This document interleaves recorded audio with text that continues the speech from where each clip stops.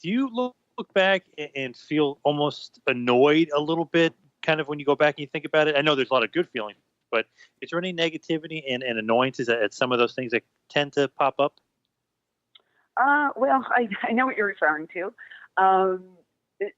Yeah, I mean, I did a shoot interview last month or the month before, and it just was released, and I forget how the subject came up, but the subject of Meltzer came up, and the way I was treated, and for me,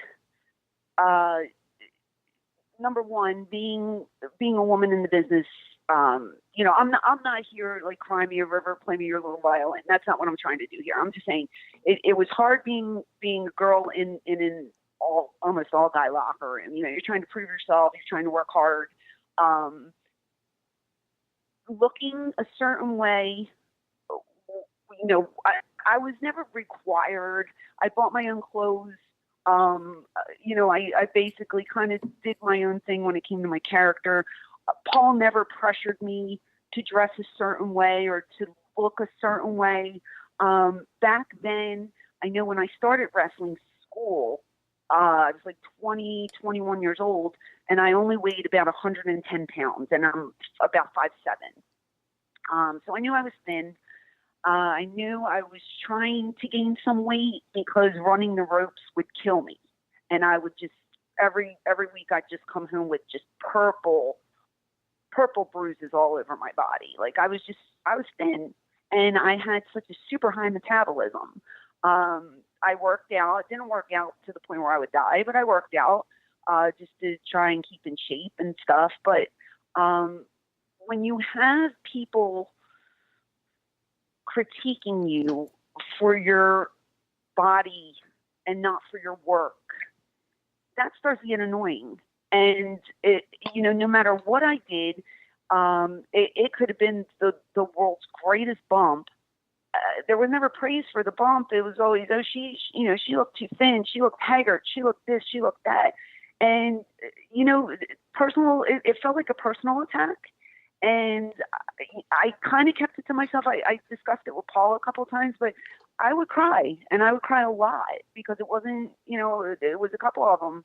I think it was Meltzer, and I think it was maybe Mitchell was the other guy. One of them just apologized to me, and I was just like, whatever.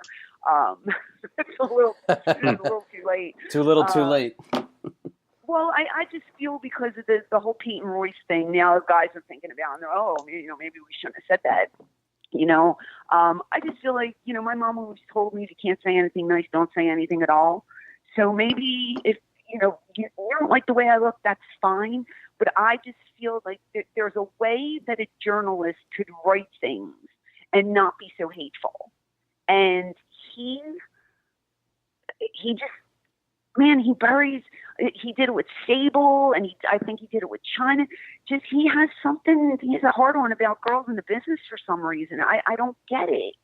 And, they did hurt my feelings, but I said it in one of my tweets. I said, when I came through that curtain, I transformed into this character, and no one could hurt me. But when I came back through the curtain, there was the vulnerable side, and that's the real me. And I get hurt easily, and I'm human. And I just felt like if they didn't like me, it was okay. But every week it was just about how thin I was. And he would go on record and say I was anorexic. I was starving myself. I've never, ever starved myself. I was never anorexic. I was never bulimic. I was on weight gainer. I ate like a pig. I mean, you can ask anybody I ever traveled with. I always wanted pizza and Chick-fil-A and burgers. I just could not gain an ounce of weight.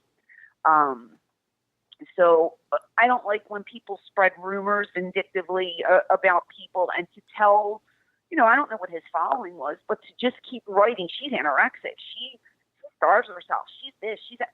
I've never met the guy, and you don't know anything about me, so I think you should just shut your mouth. And for people that were defending him, saying, no, he cares about you, he was just playing. You don't write like that if you care about a person. He's just a bully. I don't like bullies. I'm not raising my children to be like that. If he has any children, I hope he's not raising them to be like that. So, I mean, he's got his fans. I got mine. I'm not turning it into a pissing contest. I just wanted the girls out there to know that, we all have our issues. We all go through things, and his word is not gospel.